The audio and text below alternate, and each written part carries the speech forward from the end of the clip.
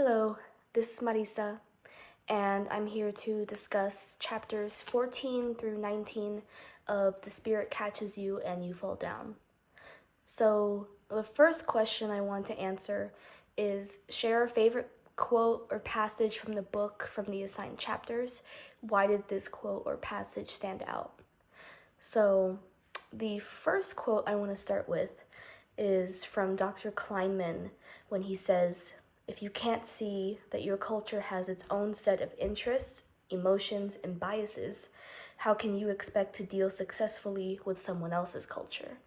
And I think that speaks true no matter what we're talking about, whether we're talking about, receiving care in the medical field, jobs in general, society in general.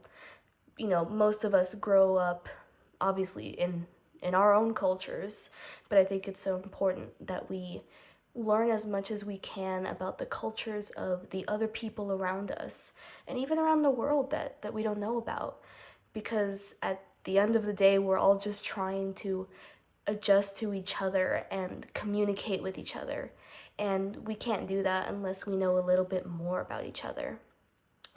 And the second quote I want to talk about is when Dr. Neal says, "Sorrows of motherhood cut through all cultural barriers." And that was very, very powerful to me.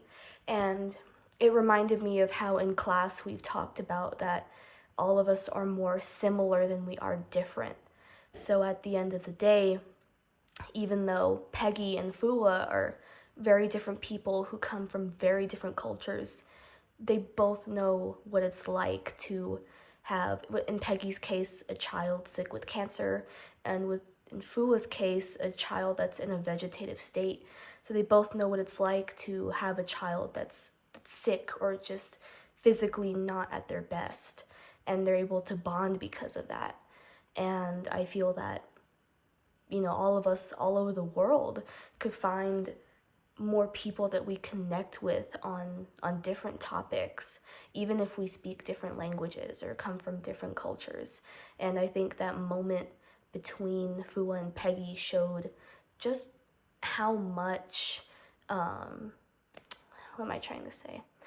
Just how much we can really connect with each other on these emotional subjects. And I also feel like especially mothers can connect with each other.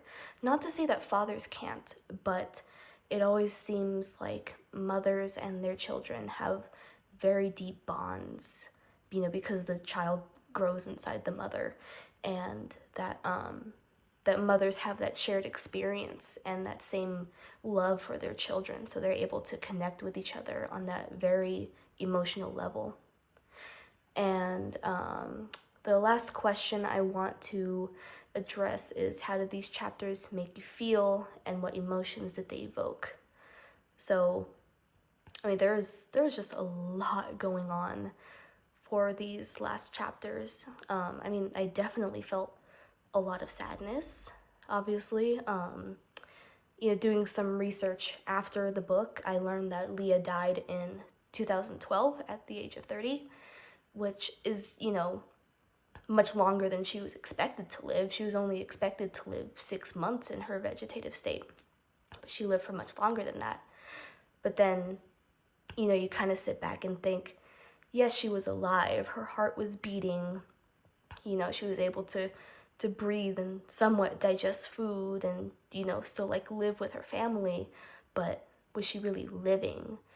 Because, you look at Leah's brother and sisters, and they were all able to go to college and, get into successful careers. And meanwhile, Leah just remained in her vegetative state until she died. So, yes, she was alive, but did she really get to live? And, obviously I feel terrible that now Kyle passed away, and that, the Leah's parents definitely struggled throughout Leah's vegetative state, understandably. They would put on this, happy front in front of Leah as to not make her feel bad, but you could really tell that they were struggling.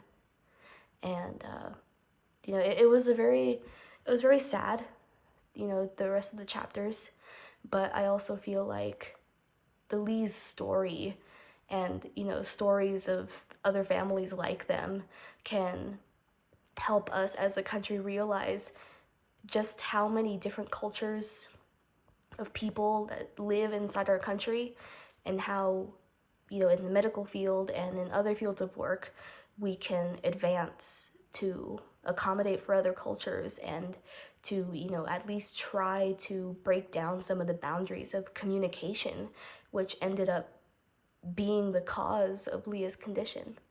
So overall, it was a very sad but very good and informative book that just really opened your eyes to how much people from other countries that move here go through, and especially within the medical system. So, thank you.